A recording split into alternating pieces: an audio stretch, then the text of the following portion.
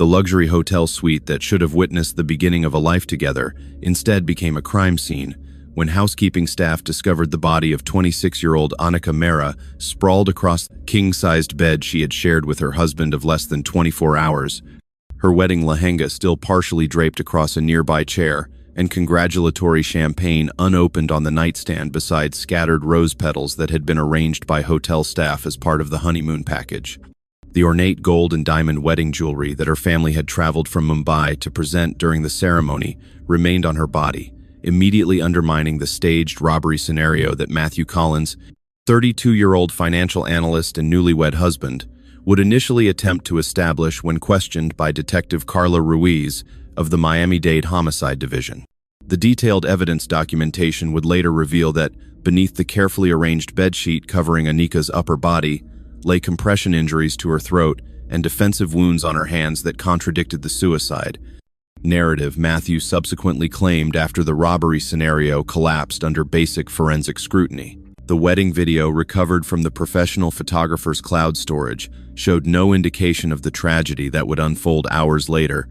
with carefully composed footage capturing the merging of two distinctly different worlds, Annika's traditional Indian family performing ceremonial rituals they had transported across oceans to maintain cultural continuity, alongside Matthew's Texas relatives, awkwardly but earnestly participating in customs many were experiencing for the first time. The footage showed the bride's luminous smile as she processed toward her groom, though friends would later identify subtle tension visible only to those who knew her well, attributed at the time to normal wedding anxiety, rather than the profound conflict that investigators would eventually discover through digital evidence, revealing her ongoing communication with Raj Malhotra,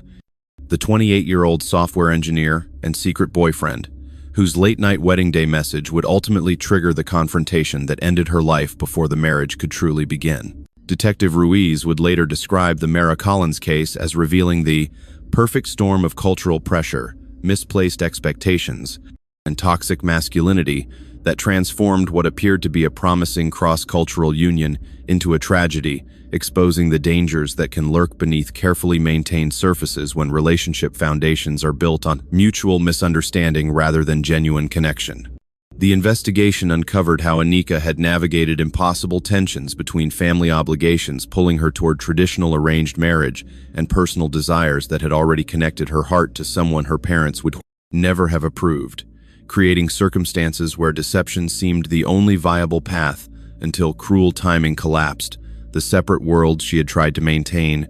with fatal consequences when Matthew's image of his perfect bride shattered against evidence of her continued emotional attachment to another man. The digital forensics that ultimately revealed the tragedy's catalyst required international cooperation between American and Indian authorities, with Annika's password-protected devices initially yielding limited information, until investigators secured access to cloud backups maintained on servers in multiple countries, revealing the extensive communication history between Annika and Raj that had continued through her engagement period and even on her wedding day itself. The recovered messages documented both passionate attachment and profound ambivalence about her marriage, with exchanges showing Raj's persistent belief that she was making a terrible mistake alongside Annika's complicated feelings, blending genuine care for Matthew with cultural pressure to fulfill family expectations while maintaining emotional connection with the man she had never fully released from her heart, despite the pragmatic decision to enter an arranged marriage that offered stability, family approval, and resolution to visa complications that had threatened her academic future in the United States. The cultural context that emerged through expert testimony during subsequent legal proceedings revealed how Annika had navigated impossible tensions between traditional expectations, emphasizing family loyalty, practical considerations, and community approval versus contemporary values, prioritizing individual happiness, emotional fulfillment, and autonomous choice that her American education had increasingly normalized. This cultural liminality created painful double bind, where honoring one set of values necessitated betraying another, leaving her attempting to reconcile irreconcilable worlds through compartmentalization that might have succeeded in less tragic circumstances, had private communication remained private rather than being discovered during uniquely vulnerable transition from daughter fulfilling family expectations to wife establishing new primary loyalty, a transition whose failure revealed how cultural misunderstandings about fundamental relationship expectations created fatal vulnerability despite apparent compatibility that both families had celebrated just hours before violence, shattered the carefully constructed narrative of perfect cross-cultural union. The investigation into Annika Mera's death required Detective Ruiz to navigate complex terrain beyond typical homicide cases, with international family members, language barriers, cultural contexts, and immigration implications, creating investigative challenges beyond forensic evidence development. The initial confusion stemmed from Matthew's calculated misdirection through staged robbery scene, followed by suicide narrative when physical evidence contradicted first explanation, before digital evidence and forensic findings eventually established clear homicide determination that no alternate scenario could reasonably explain. The detection of deleted messages, recovery of surveillance footage showing Matthew's movements contradicting his timeline claims, and meticulous documentation of injuries inconsistent with self-infliction, collectively built case that overcame both deliberate evidence tampering and cultural complexities that might otherwise have created sufficient ambiguity to prevent justice, in case where victims' voice had been permanently silenced, while families on multiple continents sought answers filtered through their own cultural perspectives and emotional investments in narratives that might minimize their pain and preserve remnants of dignity amid devastating circumstances that had transformed celebration into tragedy. The judicial proceedings that followed Matthew Collins' arrest 9 days after Annika's murder revealed profoundly different cultural interpretations of the same events, with his defense team attempting to introduce concepts of provocation and emotional distress as mitigating factors while prosecution experts systematically dismantled cultural excuse narratives by demonstrating how neither American nor Indian cultural frameworks justified violence regardless of emotional provocation. Expert testimony particularly established that genuine cultural understanding required recognizing universal human rights, transcending specific cultural contexts, with domestic violence experts documenting how perpetrators often misappropriate cultural frameworks to justify controlling behaviors and violence that authentic cultural values actually condemn regardless of specific expressions across different societies. This nuanced approach prevented both cultural relativism that might excuse violence through misrepresented tradition and ethnocentric judgment that might attribute tragedy to broad cultural differences rather than recognizing individual actions within complex contexts that explain but never justify fatal violence regardless of background, values, or relationship circumstances. The media coverage that surrounded the case reflected troubling patterns in reporting about domestic violence generally and cross-cultural relationships specifically, with initial narratives often emphasizing exotic cultural elements and sensational double-life framing rather than recognizing universal patterns of control, entitlement, and violence that transcend specific cultural contexts. The evolution in reporting as case details emerged showed gradual improvement in perspective, with later analysis exploring how isolation, financial dependency, and immigration vulnerability create particular risks within relationships, regardless of cultural background, while highlighting how Matthew's violent response reflected toxic masculinity and proprietary attitudes toward women that exist across cultural contexts rather than resulting from cultural differences that some early reporting had inappropriately emphasized in ways that both excused individual responsibility and reinforced harmful stereotypes about specific communities and traditions. The relationship between Annika Mera and Matthew Collins had begun through semi-traditional arrangement that reflected both cultural evolution and practical considerations, with initial introduction facilitated through family connections rather than dating app, but subsequent courtship allowing greater autonomy than strictly traditional arranged marriages of previous generations. Annika's parents, concerned about their daughter's academic focus, seemingly precluding relationship development as she pursued graduate studies in computer engineering, had mentioned her single status to family friend, whose American business associate happened to have single son interested in meeting educated Indian woman who might share his interest in eventual family formation while bringing cultural richness he found lacking in previous relationships with American women. This introduction, occurring during Annika's academic vulnerability as visa complications threatened her ability to complete graduate studies, created circumstances where practical benefits of marriage to American citizen complemented family approval and genuine compatibility in education level, professional ambition, and stated interest in multicultural family formation. The courtship period, spanning approximately 9 months, had proceeded primarily through video calls and 3 in-person visits, with Matthew traveling to Boston, where Annika attended prestigious technical university, and she making 1 trip to his Dallas home to meet his family before engagement. This limited in-person interaction, while increasingly common in modern relationships, created context where idealized perceptions could develop without sufficient opportunity for authentic compatibility assessment beyond superficial characteristics and carefully managed presentations. Matthew's family later described his consistent characterization of Annika as perfect wife material, whose intelligence, beauty, and cultural background represented significant upgrade from previous girlfriends. Language retrospectively revealing objectification and status considerations rather than genuine emotional connection as primary relationship foundation. From his perspective, the engagement announcement had triggered complicated emotional cascade for Annika, who had been maintaining secret relationship with Raj Malhotra throughout her graduate studies, despite knowledge that her traditional parents would never approve of him as potential husband, despite his Indian heritage because of his family's different regional background, religious perspective, and what they considered his overly Americanized approach to cultural traditions. They worked diligently to preserve, despite geographical separation from India.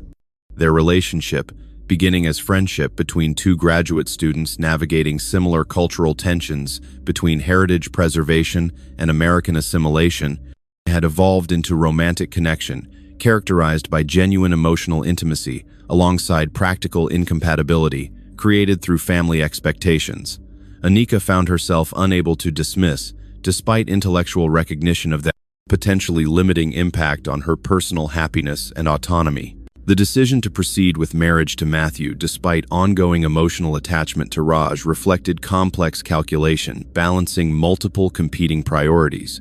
Her parents' happiness and cultural expectations regarding arranged marriage as normal relationship formation process, practical considerations regarding visa status that threatened academic completion, genuine appreciation for Matthew's apparent kindness, stability, and stated willingness to embrace aspects of her cultural heritage,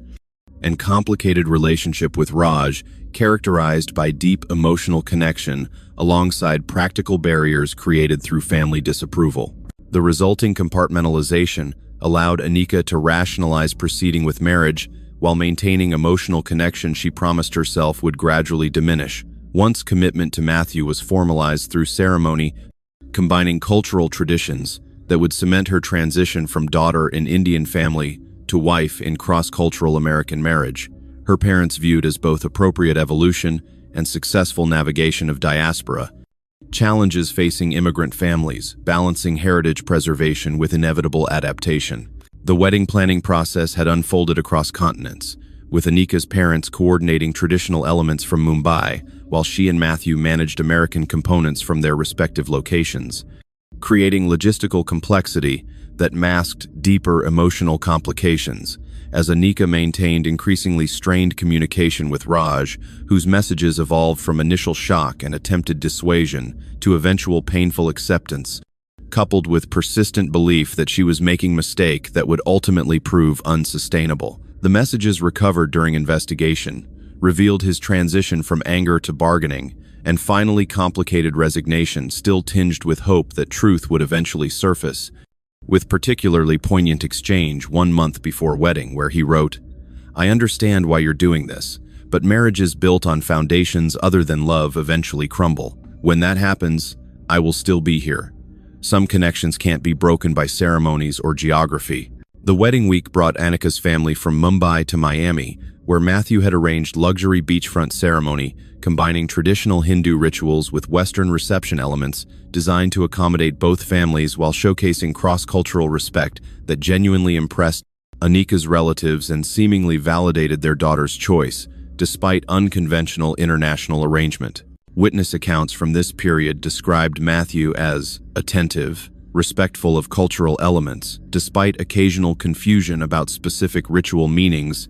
and apparently sincere in efforts to integrate traditions important to Anika's family alongside his own Texas background elements. This public performance, regardless of whether it reflected authentic appreciation or calculated presentation,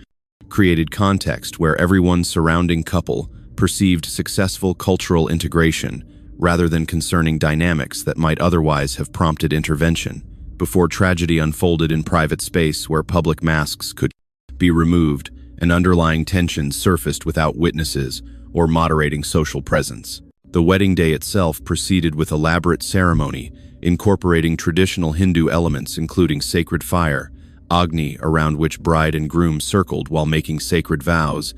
exchange of flower garlands, Jaimala, application of vermilion powder, Sindoor, signifying married status,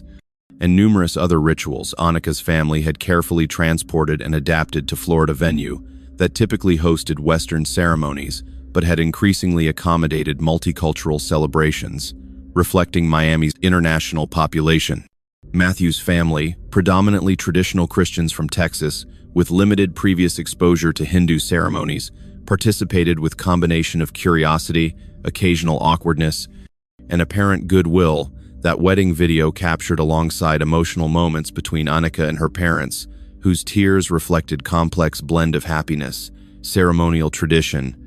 and recognition of significance in daughter's transition to life geographically and culturally distant from their own, despite efforts to maintain connection through cultural continuity within new formation. The critical digital communication that would ultimately trigger fatal confrontation occurred during brief period when Anika was separated from Matthew during wedding reception, using momentary privacy to respond to Raj's message that investigation would later establish had simply expressed congratulations, alongside respectful requests that she delete their previous communications to protect her new beginning.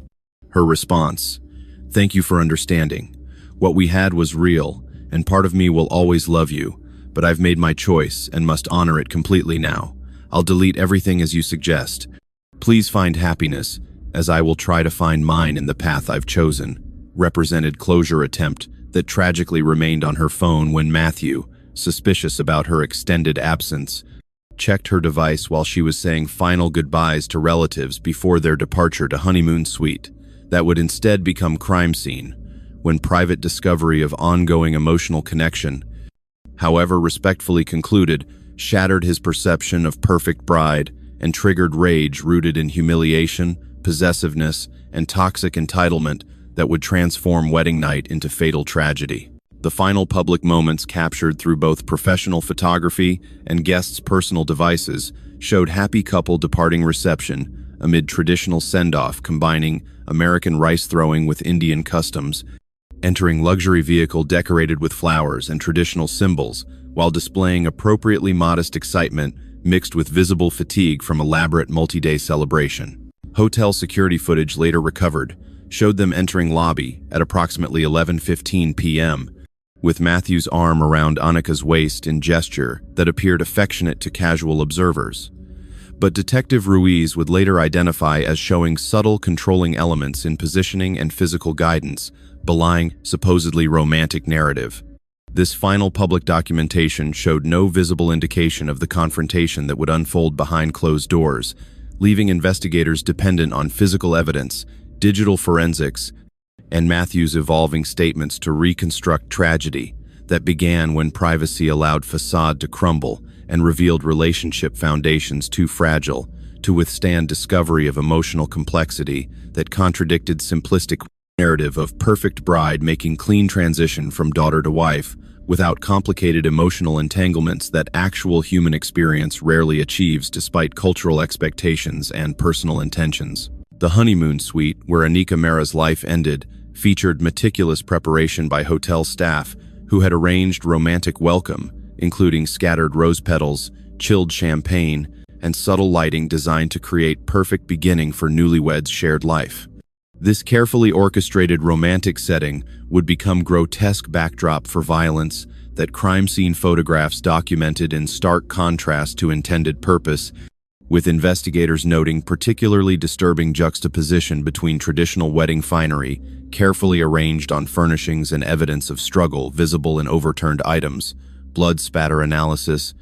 and ultimately, Anika's body positioned on bed where hotel staff had earlier arranged decorative heart-shaped pillow configuration. The transformation of space designed for intimate beginning into scene of fatal ending represented physical manifestation of how quickly relationship narrative had collapsed when Matthew's perception of perfect bride encountered evidence contradicting his proprietary expectations and triggering rage that destroyed possibility. They might have navigated complicated transition from idealized courtship to authentic marriage, incorporating human complexity both had carefully concealed during relationship formation. The digital evidence that became central to establishing both motive and timeline required sophisticated forensic recovery techniques, with Matthew's initial device sabotage attempt having deleted significant communication evidence, including the critical message exchange between Anika and Raj that had triggered confrontation.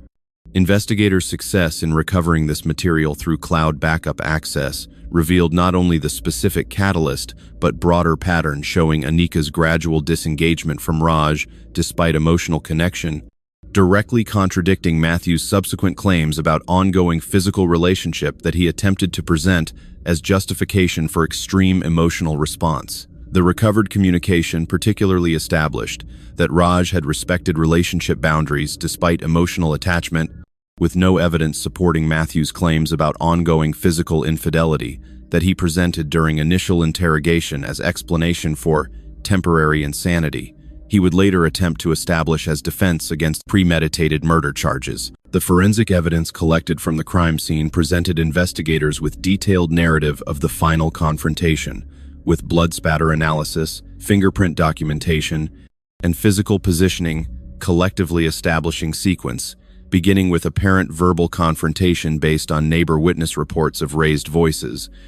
escalating to physical assault evidenced through defensive wounds on Anika's arms and hands, and culminating in fatal manual strangulation determined as cause of death through medical examiner's findings. The evidence specifically contradicted both robbery scenario Matthew initially staged and subsequent suicide claim he pivoted toward when first narrative collapsed, with physical evidence clearly establishing struggle inconsistent with self-harm and fingerprint patterns on neck, showing compression force applied by hands, matching Matthew's size and strength rather than self-application. That would have created entirely different pattern. This physical documentation, combined with timeline established through digital evidence and witness statements, created comprehensive reconstruction, leaving no plausible alternative to homicide, finding that prosecutorial team would eventually present through methodical evidence presentation designed to overcome defense attempts to introduce reasonable doubt through alternative scenarios. The timeline reconstruction, established through combination of digital evidence, security footage, witness statements, and forensic findings, provided investigators with hour-by-hour understanding of wedding day, culminating in approximately 45-minute period inside honeymoon suite before Matthew's reappearance in hotel common areas captured on security footage. This critical timeline window, beginning with couple's entry to suite at 11:17 p.m. and ending with Matthew's elevator descent alone at 12:03 a.m., represented period when fatal confrontation occurred, following discovery of message exchange that hotel Wi-Fi access records showed had been viewed repeatedly during this time frame. The subsequent movements documented Matthew's attempt to establish alternate narrative, with footage showing him wandering hotel public areas appearing distraught before approaching front desk at approximately 1:30 a.m., claiming concern about wife's welfare after supposed argument and separation, performance creating witnesses to his apparent emotional distress, while establishing timeline separation between actual violence and eventual discovery, designed to support claims about returning to room and finding unexpected situation rather than having remained present throughout fatal incident. The initial police response, documented through both body camera footage and official reports, revealed Matthew's calculated performance, conveying shocked husband, discovering tragedy rather than perpetrator, creating crime scene, with officers noting his theatrical distress that Detective Ruiz would later describe as performative rather than authentic grief, based on behavioral inconsistencies, including inappropriately detailed focus on missing items, supporting robbery narrative while displaying minimal emotional connection to wife's death beyond abstract expressions, lacking personal specificity that genuine grief typically generates. This performance initially created sufficient uncertainty that investigators processed scene following both robbery, homicide, and potential suicide protocols, collecting comprehensive evidence that would later prove crucial in dismantling staged scenarios when forensic findings contradicted narrative elements. Matthew had carefully constructed during window between violence and reporting, including strategic placement of items to suggest intruder entry, that detailed examination would prove inconsistent with actual access patterns documented through hotel security systems. The medical examiner's findings provided critical foundation for homicide determination through detailed documentation of injury patterns inconsistent with either suicide or robbery scenario, with particular emphasis on defensive wounds, indicating awareness and resistance rather than unexpected attack from unknown assailant or self-harm. Dr. Elena Vasquez's detailed report documented bruising patterns on Annika's wrists and forearms, consistent with restraint attempts,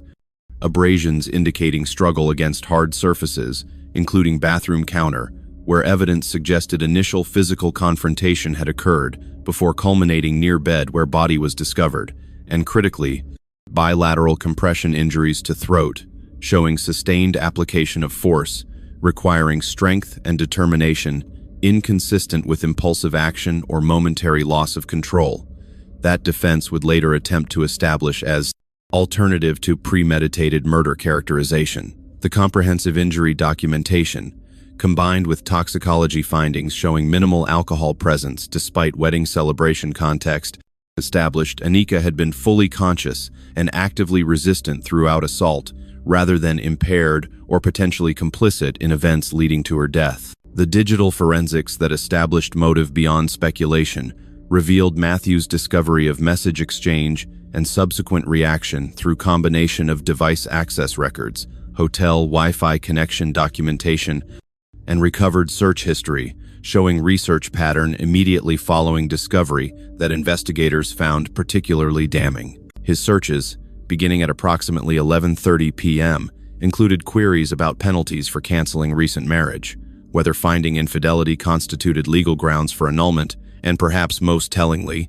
whether discovering wife's affair on wedding night would support crime of passion defense. Searches conducted before Annika's death based on timestamp correlation with security footage and forensic findings,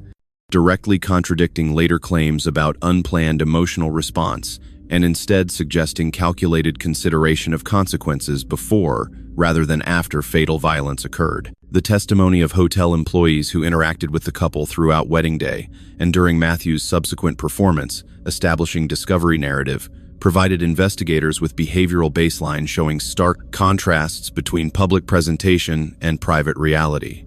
Particularly significant was housekeeping supervisor who reported conversation with Annika during brief moment alone while delivering additional toiletries requested before couple's arrival, describing bride as displaying what she interpreted as normal wedding day fatigue mixed with cultural dislocation, stress rather than fear or distress, suggesting awareness of potential danger. This witness observation, combined with similar reports from wedding venue staff and transportation providers, established Annika had shown no indication of anticipating violence or harboring significant concerns about husband's potential reaction to digital communication she likely believed remained private, creating context, understanding that she had entered honeymoon suite without apparent fear or expectation regarding tragic outcome that would unfold when Matthew discovered digital evidence contradicting his perception of perfect bride, making clean transition from family. Loyalty to exclusive husband devotion without complicated emotional history. The arrest of Matthew Collins occurred following methodical evidence development rather than immediate response, with investigators building comprehensive case before attempting apprehension to ensure sufficient documentation existed for successful prosecution, given challenging factors including cross-cultural elements, family complications spanning multiple continents, and anticipated defense strategies involving cultural misunderstanding and emotional provocation, claims that would require systematic dismantling through evidence, rather than relying on circumstantial case, vulnerable to reasonable doubt.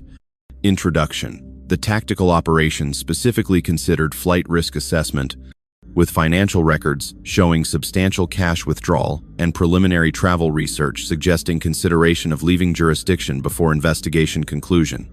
Factors that influenced decision to execute arrest warrant at the family home where Matthew had relocated following initial questioning, rather than risking disappearance that might have created international extradition complications had he successfully fled while evidence development continued. The cultural context that emerged during pretrial proceedings revealed how fundamentally different expectations had shaped the relationship between Anika and Matthew, with expert testimony from cross-cultural psychologists establishing how Anika had navigated impossible tensions between traditional family expectations, emphasizing practical considerations, community approval,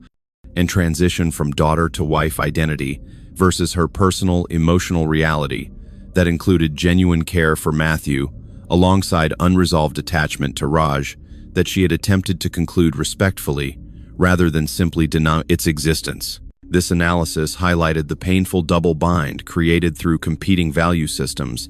with her Indian upbringing emphasizing family obligation and collective harmony, while American educational experience normalized prioritizing individual happiness and authentic emotional expression, creating conflict without clear resolution path beyond compartmentalization that might have succeeded had private communication remained private, rather than being discovered during particularly vulnerable transition point when relationship foundation remained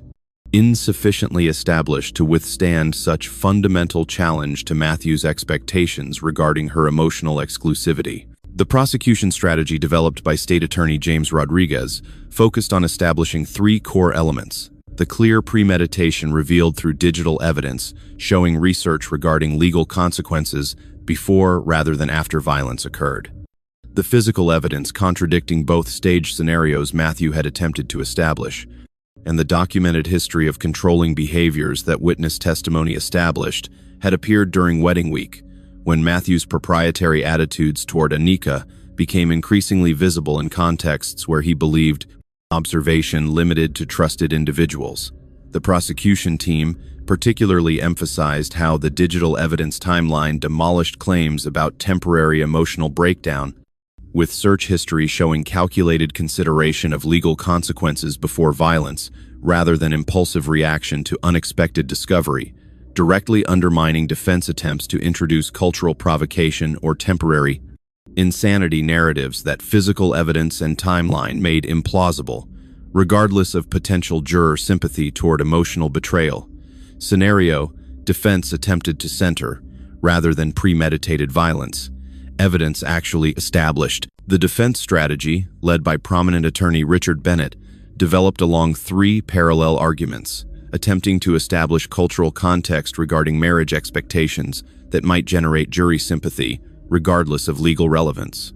presenting provocation argument based on wedding night timing, creating particularly emotional context for discovering communication with former boyfriend; and introducing expert testimony suggesting Matthew experienced dissociative episode triggered by extreme emotional distress that prevented formation of clear intent necessary for first-degree murder conviction. This multifaceted approach reflected recognition of overwhelming physical evidence, establishing Matthew's responsibility while seeking any available avenue to reduce charges from first-degree murder to lesser offense that might avoid life imprisonment sentence. First-degree conviction would likely produce, given case circumstances and Florida sentencing guidelines for domestic homicide, with special circumstances including newly established marital relationship creating particular vulnerability through legal dependency. The cultural expert testimony provided by Dr. Samir Patel offered crucial insights into the complex dynamics that had shaped both Anika's decisions and Matthew's reactions, though not in ways defense had anticipated when requesting such expertise be introduced. Rather than supporting cultural justification, narrative defense had hoped to establish. Dr. Patel's testimony systematically dismantled attempts to use culture as excuse for violence by establishing that neither authentic Indian traditions nor American cultural frameworks justify violence regardless of emotional provocation or perceived betrayal. His analysis particularly emphasized how Matthew's behavior reflected universal patterns of control, entitlement, and proprietary attitudes toward women that transcend specific cultural contexts while manifesting through locally relevant mechanisms, directly countering defense attempts to present case as resulting from cultural miscommunication. Rather than recognizing universal dynamics of domestic violence that research has established follows similar patterns despite culturally specific expressions across different societies and relationship contexts. The testimony of Anika's sister, Priya, who traveled from Mumbai for trial proceedings, provided jurors with crucial understanding of Anika's perspective that would otherwise have remained unrepresented in proceedings where victims' voice had been permanently silenced. Her account described Anika's complex feelings leading to marriage decision, including genuine appreciation for Matthew's apparent kindness and stability, alongside practical considerations regarding visa status and family expectations that had collectively influenced her choice, despite emotional complications. She had privately acknowledged to sister during conversations, defense attempted but failed to exclude as hearsay evidence. This testimony humanized Anika beyond case evidence, establishing her as multidimensional individual, navigating complicated circumstances with genuine intention to build successful marriage, despite emotional complexity, rather than calculating deceiver defense narrative attempted to establish through selective evidence presentation designed to generate sympathy for Matthew regardless of actions. Evidence clearly established he had undertaken with awareness rather than through temporary emotional breakdown. The psychological evaluation of Matthew Collins conducted as part of pre-trial proceedings revealed personality structure organized around rigid control needs, profound insecurity masked by superficial confidence, and deeply internalized beliefs about male authority and entitlement that created particular sensitivity to any perceived challenge to his status or public image. The evaluation documented how these traits had manifested in previous relationships through jealousy, monitoring behaviors, and explicit expectations of partner deference that had contributed to failure of prior long-term relationship with American woman who had eventually rejected his increasingly restrictive expectations. This pattern directly countered defense claims about uncharacteristic behavior by establishing the murder as escalation of established behavioral tendencies rather than unprecedented departure from normal functioning,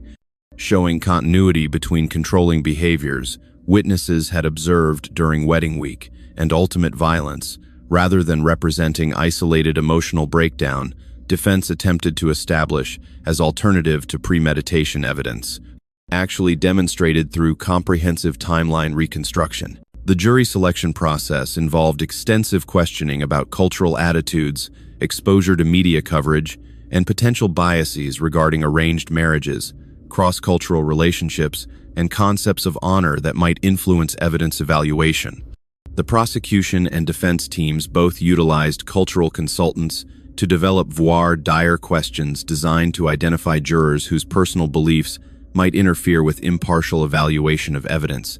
with particular attention to eliminating candidates who expressed either cultural relativism that might excuse violence based on perceived provocation, or conversely, those who demonstrated prejudice against arranged marriage practices that might color perception of Anika's actions and choices. The eventual jury comprised 7 women and 5 men from diverse racial and cultural backgrounds, including 1 Indian American juror, 3 Hispanic Americans, 4 African Americans, and 4 white Americans.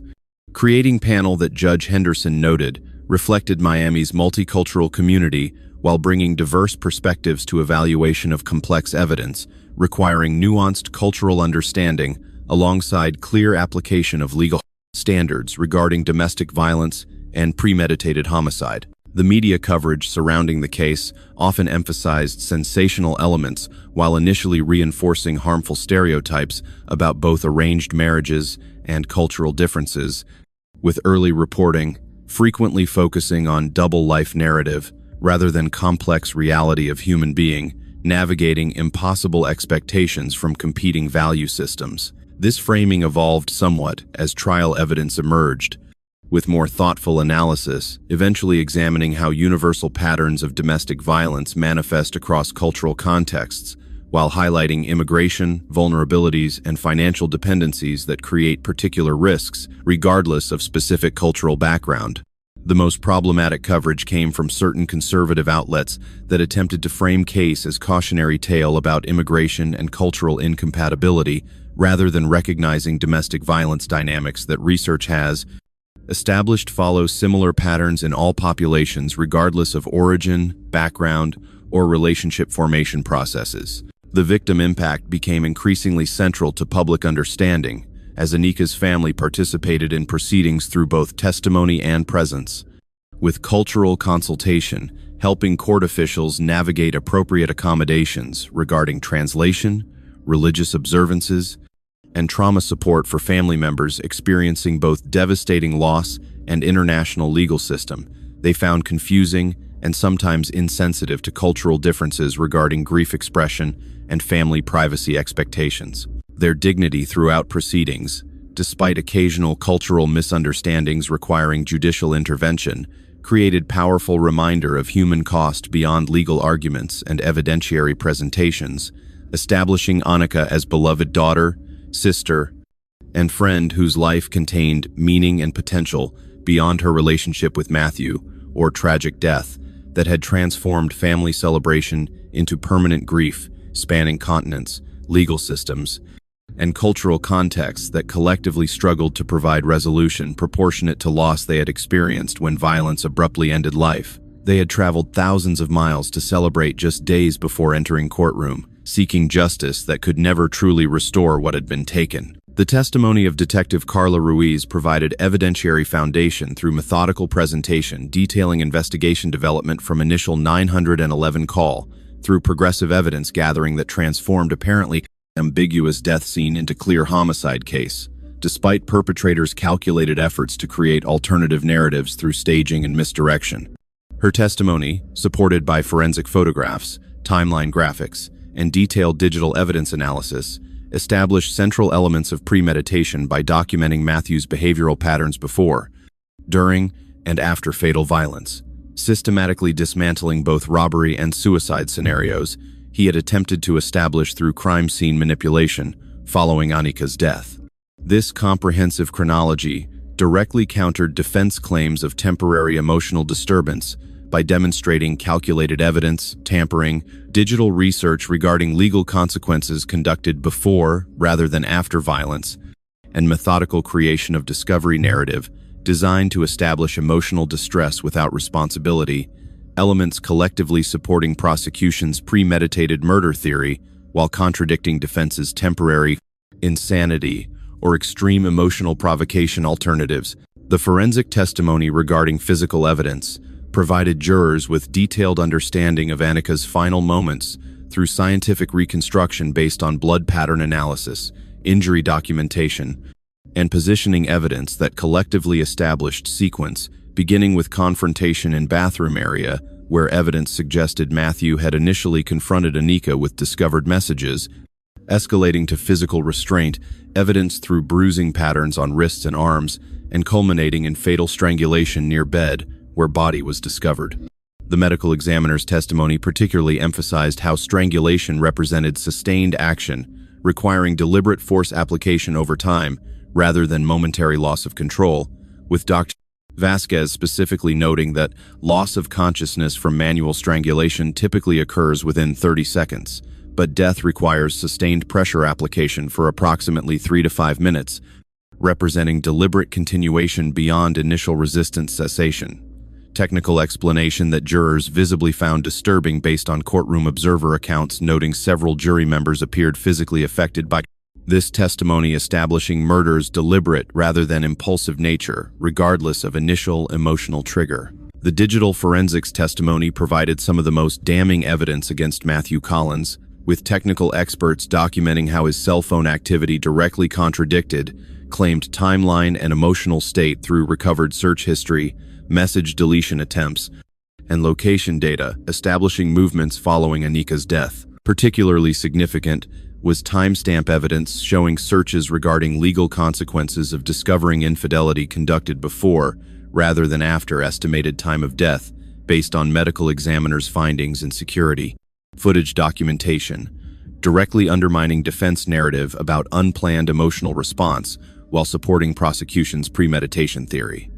Additional digital evidence showed Matthew had attempted to create false electronic alibi through deliberately placed calls and messages after Annika's death, but before discovering her body, creating timeline designed to support his narrative about separation, following argument, rather than continuous presence throughout fatal incident that evidence ultimately established had actually occurred. The testimony from Raj Malhotra provided crucial context about his relationship with Annika. Despite defense attempts to exclude him as witness or limit testimony scope through motions arguing inflammatory potential outweighed evidentiary value. His account, delivered with visible emotional difficulty under both direct examination and aggressive cross-examination, attempting to portray him as homewrecker rather than legitimate prior relationship partner, established the actual nature of communication that had triggered Matthew's violence, while directly contradicting defense characterizations about ongoing physical relationship. His testimony particularly emphasized that while emotional connection had remained, both he and Annika had respected her marriage commitment, with the final message exchange, representing mutual closure, rather than continuing affair planning defense, had attempted to suggest without supporting evidence. This clarification provided jurors with accurate understanding regarding actual trigger for violence being emotional history acknowledgement rather than ongoing infidelity, directly addressing defense provocation claims, while maintaining focus on disproportionate response regardless of specific discovery content. The expert testimony on domestic violence dynamics provided crucial context, helping jurors understand seemingly contradictory elements, including Matthew's apparent respectfulness during courtship versus controlling behaviors that emerged more visibly during wedding week as he began considering Annika his possession rather than autonomous individual, with legitimate history and complexity. Dr. Maria Gonzalez, specialist in intimate partner violence with particular focus on cross-cultural contexts, explained how perpetrators often present different public versus private personas, displaying charm and consideration during relationship formation before revealing controlling tendencies. Once commitment creates vulnerability through practical, financial, and legal dependencies that limit victims' perceived options when problematic behaviors emerge. This testimony directly addressed defense suggestions that wedding night violence represented aberration, contradicting Matthew's established character, instead establishing how public persona often masks private reality in domestic violence contexts, where perpetrators maintain careful impression management with outside observers, while revealing true controlling nature in private interactions where power dynamics prevent external intervention. The character witnesses presented by defense attempted to establish Matthew's reputation for calm, reasonableness, professional accomplishment, and general good character, contradicting prosecution's portrait of calculating perpetrator capable of premeditated violence. These witnesses, primarily colleagues and family friends testifying about his public presentation rather than intimate knowledge of relationship dynamics, faced effective prosecution, cross-examination, establishing limited perspective beyond carefully maintained public persona that domestic violence research has consistently shown rarely reveals controlling behaviors perpetrators, typically reserved for private contexts where power differential prevents exposure. Particularly damaging was testimony from Matthew's former girlfriend who, despite being called as character witness by defense, acknowledged during cross-examination that jealousy and controlling tendencies had contributed to their relationship's end 3 years earlier, directly contradicting defense narrative about wedding night behavior representing unprecedented departure from established character, and instead supporting prosecution theory about escalation of existing behavioral tendencies when perceived ownership was threatened by discovered communication. The closing arguments presented stark contrasting narratives about the case, with Prosecutor Rodriguez methodically summarizing evidence, establishing premeditation,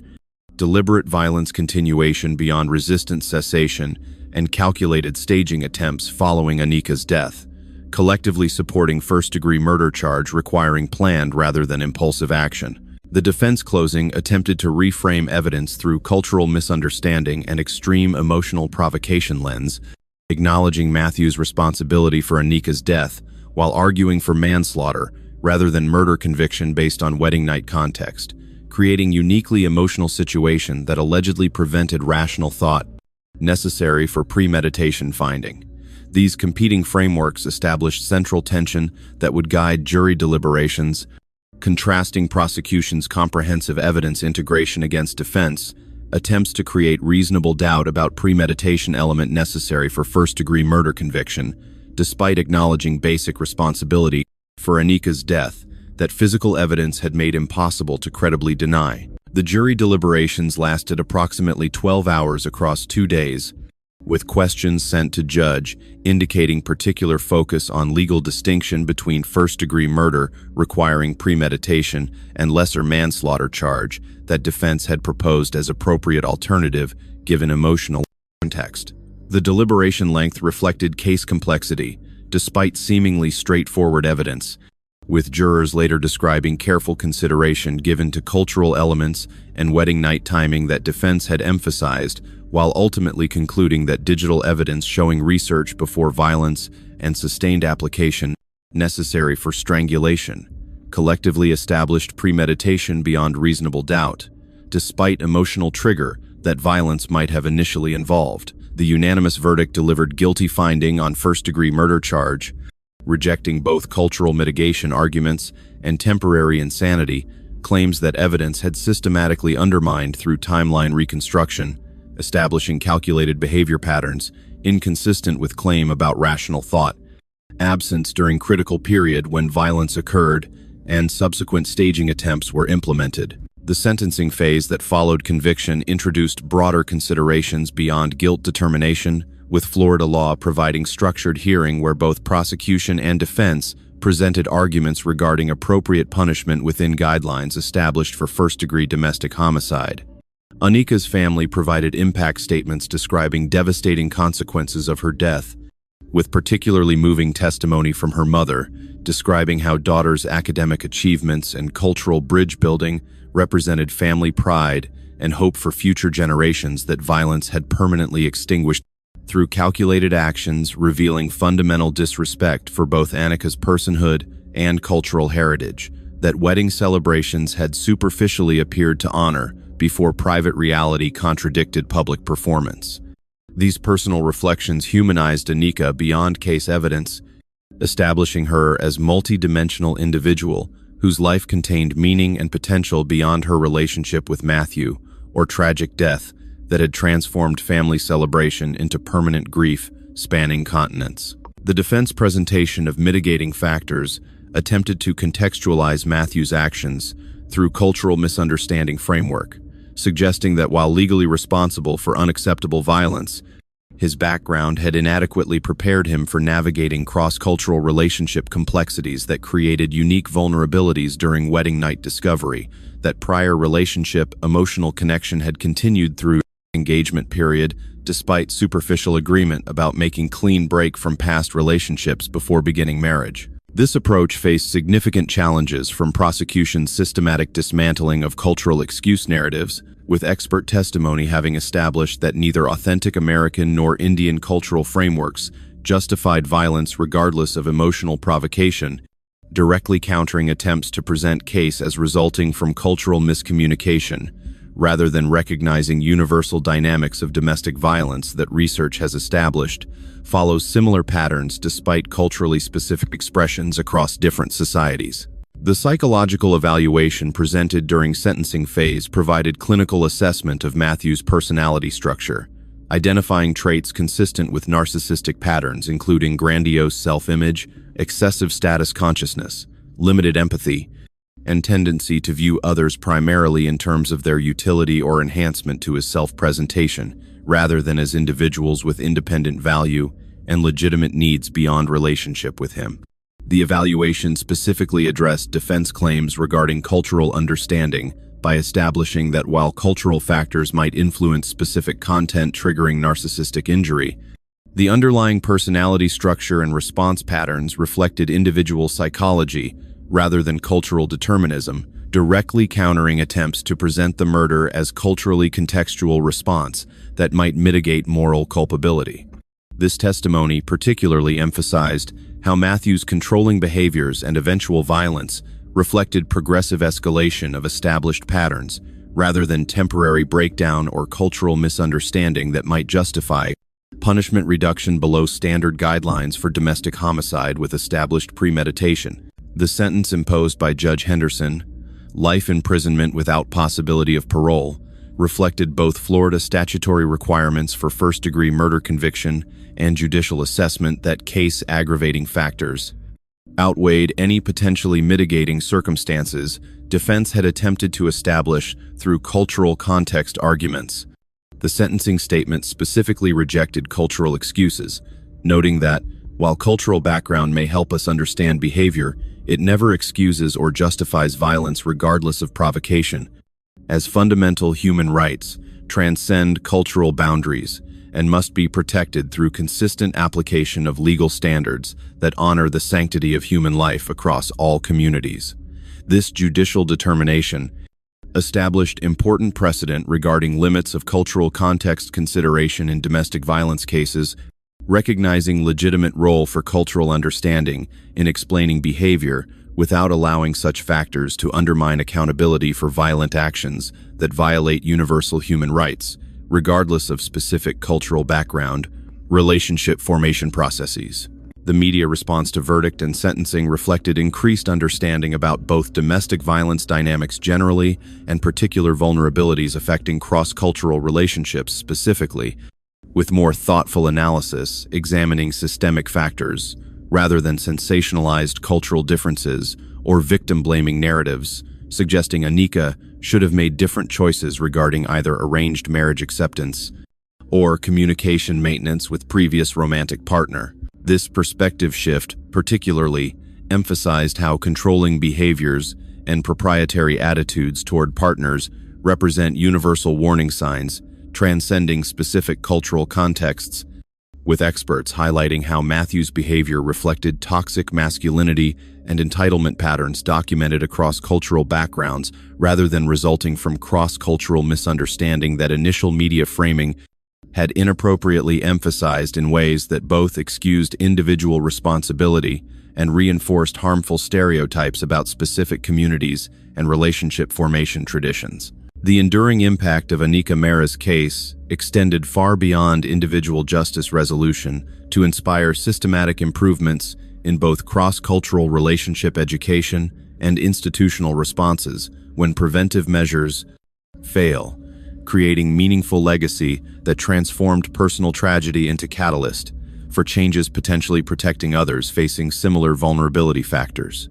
The Anika Mera Foundation, established by her family with support from both American and Indian partners, developed comprehensive education programs addressing realistic relationship expectations, culturally informed safety strategies, and resource identification, ensuring individuals navigating cross-cultural relationships understand potential challenges while maintaining access to appropriate support resources when concerning situations develop. These initiatives specifically targeted gap between generic relationship advice and practical reality of navigating cultural differences, providing nuanced guidance, acknowledging both genuine connection possibilities and specific vulnerability factors, requiring thoughtful navigation rather than either fearful avoidance or naive assumption that love alone provides sufficient protection against controlling behaviors that often emerge gradually after commitment creates practical dependencies, limiting perceived options. The procedural reforms implemented within Florida's domestic violence response system following the case included specialized training for law enforcement officers likely to encounter cross-cultural relationship dynamics, with particular focus on recognizing how immigration status, financial dependency, and cultural isolation create unique vulnerability factors requiring specific response protocols rather than standard approaches, developed primarily for mainstream American relationship patterns. These institutional improvements, developed through collaborative effort between criminal justice professionals and cultural community representatives, addressed specific barriers that had complicated Anika's situation by creating dependency factors that limited perceived options as controlling behaviors emerged following marriage formalization. The resulting protocols particularly emphasized early intervention strategies, immigration, status protection regardless of relationship continuation, and culturally appropriate support services, ensuring vulnerable individuals receive assistance aligned with specific needs rather than facing one-size-fits-all approaches that might create additional barriers through cultural insensitivity or incomplete understanding of particular challenges facing immigrants, navigating relationship difficulties in unfamiliar social and legal contexts. The educational impact extended to university, international student programs, cultural exchange organizations, and immigration service providers who collaborated with Anika Mehra Foundation to develop realistic preparation materials addressing relationship safety, specifically, rather than focusing exclusively on academic or professional adjustment that traditional orientation programs typically emphasized. These resources acknowledged both genuine cross-cultural connection benefits and specific vulnerability factors requiring thoughtful navigation, providing balanced guidance, helping individuals recognize concerning patterns without promoting fear-based isolation that would undermine genuine cultural exchange benefits. The resulting programs particularly emphasized maintaining independent support networks, recognizing isolation warning signs, preserving financial autonomy, and identifying resources offering culturally appropriate assistance when concerning situations develop before dependency factors create barriers to accessing help through unfamiliar systems that immigrants often find additionally intimidating due to language differences, legal status concerns, and uncertainty about potential consequences for both themselves and family members who may remain in countries of origin with different legal frameworks and cultural expectations regarding relationship difficulties. The personal healing journey for Anika's family involved both individual grief processing and finding meaning through advocacy work, transforming personal loss into public education that might prevent similar tragedies for others, navigating cross-cultural relationships with inadequate preparation or support resources. Her sister Priya became particularly effective advocate, speaking at educational institutions about balancing cultural respect with individual autonomy, while emphasizing how Anika's victimization reflected universal domestic violence dynamics rather than inevitable consequence of arranged marriage or cross-cultural relationship that some simplistic narratives had initially suggested. This nuanced approach acknowledged both cultural complexity, requiring thoughtful navigation, and importance of recognizing warning signs that transcend specific cultural contexts,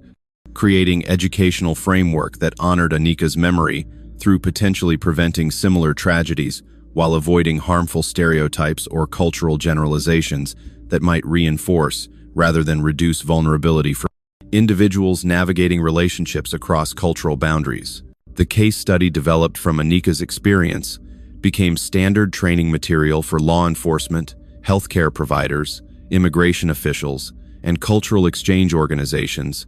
with Detective Ruiz collaborating with Mehra family and cultural consultants to create comprehensive curriculum addressing unique challenges in cases involving cross-cultural dynamics, immigration, vulnerabilities, and family complications, spanning multiple countries with different legal frameworks and cultural expectations. This educational legacy transformed individual tragedy into professional resource, helping future investigators recognize patterns earlier, develop evidence more effectively across jurisdictional boundaries, and ultimately provide accountability in cases that might otherwise remain inadequately addressed due to cultural misunderstandings, communication barriers, or inappropriate application of cultural relativism that excuses universal human rights violations through misrepresented tradition rather than recognizing fundamental principles regarding physical safety, bodily autonomy, and freedom from violence that transcend specific cultural expressions while manifesting through locally relevant mechanisms that effective intervention requires understanding without accepting as justification for harmful behaviors. The documentary film Wedding Night, the Anika Mehra story, premiered 3 years after her death, presenting balanced examination of both case specifics and broader issues affecting vulnerable individuals navigating cross-cultural relationships without adequate preparation or support resources. The film, developed with family cooperation and expert consultation, ensuring both factual accuracy and sensitive treatment of traumatic material, became valuable educational resource used by universities, immigration organizations, and law enforcement training programs to illustrate how universal dynamics of control and entitlement manifest across cultural contexts through specifically relevant mechanisms requiring culturally informed intervention strategies, while maintaining consistent standards regarding unacceptable behaviors, regardless of cultural background or relationship formation processes. This thoughtful treatment helped transform Anika's story from sensationalized cultural clash narrative into nuanced examination of universal domestic violence patterns, requiring culturally specific understanding alongside unwavering commitment to physical safety and personal autonomy as fundamental human rights, transcending cultural differences or relationship formation traditions that explain but never justify violence, regardless of emotional triggers or perceived provocations that controlling individuals may present as explanation for actions that remain both morally and legally unacceptable across all cultural contexts, despite manifesting through culturally specific expressions requiring informed rather than standardized intervention approaches. The legacy of Anika Mehra ultimately transcended both sensationalized media narratives and legal proceedings to create meaningful change in how cultural differences are understood within relationship contexts, with her tragic death catalyzing important conversations about balancing cultural respect with individual autonomy, recognizing universal warning signs across diverse relationship formations, and developing culturally informed support resources that acknowledge specific challenges without reinforcing harmful stereotypes or creating barriers through inappropriate standardization, ignoring legitimate diversity requiring thoughtful navigation, rather than either uncritical celebration or fearful avoidance. While nothing could compensate for the devastating loss her family experienced when violence transformed wedding celebration into permanent grief, the systematic improvements her case inspired created possibility that others might avoid similar tragedy through better preparation, earlier recognition of warning signs, and improved support resources, addressing specific vulnerability factors before dependency barriers limit perceived options, when controlling behaviors emerge behind closed doors, where public performance gives way to private reality that Anika discovered too late to escape when wedding night revealed dangerous truth beneath carefully maintained appearance of cross-cultural respect, that violence exposed as superficial performance rather than genuine understanding or play. Acceptance of her full humanity beyond objectified role, Matthew had assigned her a narrative that ultimately valued his ownership more than her life.